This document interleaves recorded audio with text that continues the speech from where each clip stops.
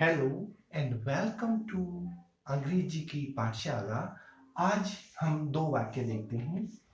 Tom and Jerry. बच्चों ने सबने कार्टून देखा होगा कि टॉम और जेरी, बिल्ली और चूहा, किस प्रकार से एक दूसरे के पीछे भागते रहते हैं। Can not be with one another.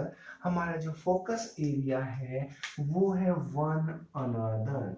ना तो टॉम जेरी के बिना रह सकता है और ना ही जेरी टॉम के बिना रह सकती है। जब एक का एक्शन दूसरे पे और दूसरे का एक्शन पहले पे यहाँ पर आया हुआ है। सही वाक्य देखते हैं। हीर एंड रांझा। आपने मूवी देखी होगी, नहीं देखी होगी तो इनकी प्रेम कहानियां सुनी होंगी। हीर और Ranjha love each other. Each other मतलब एक दूसरे। हीर loves Ranjha and Ranjha loves हीर। तो यहाँ पर भी एक दूसरे के दोनों में बराबर जो है वो डिस्ट्रीब्यूशन है, दोनों इक्वल है। एक ही तराजू के दो पल्लों के समान है। एक का असर दूसरे पे पड़ता है और दूसरे का असर पहले पे पड़ता है। तो इस प्रकार की जब चीजें हों, और ये किन के लिए यूज हुआ है? इन नाम के लिए, नेम्स के लिए यूज हुआ है। जो भी चीज नेम की लिए यूज हो उसको हम बोलते हैं प्रोनाउन।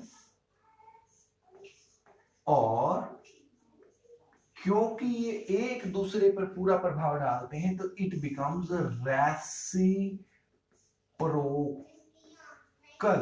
प्रोनाउन। एक दूसरे पर रेसिप्रोकेट करते हैं, विपरीत प्रभाव डालते हैं, उतना ही उधर उतना ही इधर। तो this was the seventh type of our pronouns, types of pronouns. ऐसे ही चलिए एक और काम कर लेते हैं। मैं आपसे पूछता हूं एक सिंपल सा क्वेश्चन।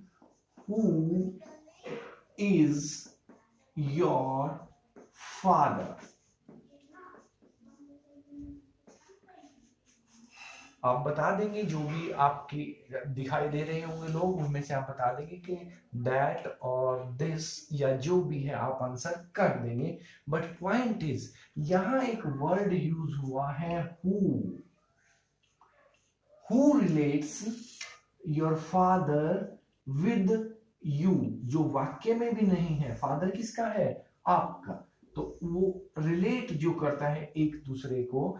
इस प्रकार के जब हमारे पास वाक्य आते हैं, ऐसा ही एक और आ जाता है। देखिए, कई बार आपने देखा होगा कि हु की जगह हूम वर्ड यूज होता है, और कई जगह आपने देखा होगा WHOSE whose। ये तीनों एक ही वर्ड से ड्राइव हुए हैं। हु मैंने कौन, हूं किसके द्वारा, और हुज किसका। तो हु, हुम एंड हुज क्या है इन इंग्लिश, आइए देखते हैं। जब भी हम इसको हु को यूज करते हैं तो it always acts as subject in the sentence. और हूं जो है, हूं का जो यूज है that is as object in any sentence. और हुज किसकी, किसकी प्रॉपर्टी है, किसका क्या है, जो हमने पिछले वीडियो में भी किया था। अगर आप पहले 6 पार्ट देखना चाहते हैं तो हमने हर वीडियो में दो दो टाइप्स ऑफ प्रोनाउन जो है डिस्कस किए हैं। ये हमारा चौथा वीडियो है। लाइक करें, सब्सक्राइब करें, और इसके पीछे वाले पार्ट्स अगर आपने नहीं देखे हैं तो आप दोबारा देख लें। तो हूं के बाद हम हुज की बात करते हैं। इट बिकम्स पोजेशन, पोजेसिव, और तीनों के पीछे नाम लग जाएगा प्रोनाउन ऑब्जेक्टिव। यहां पर हम जो बात कर रहे हैं प्रोनाउन के पार्ट्स की, तो उसको अगर हम इस प्रकार से देखते हैं तो it becomes possessive case, it becomes objective case, and this is subjective case. या केस का मतलब क्या है कि जैसे कोई भी व्यक्ति बीमार होता है, हॉस्पिटल में लेके जाते हैं, तो उसे एक नाम दे दिया जाता है कि ये केस है।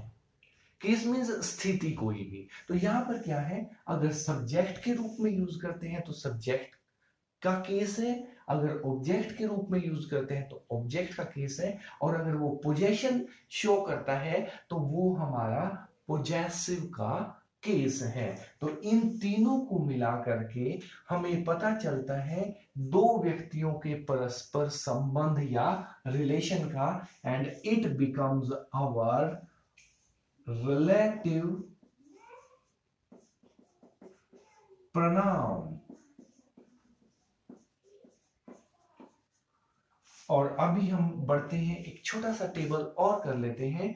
टेबल क्या है कि you have to do one activity. मैं कोई भी वर्ड लिखूंगा और आपने उस वर्ड में क्या है, एक्टिविटी का नाम है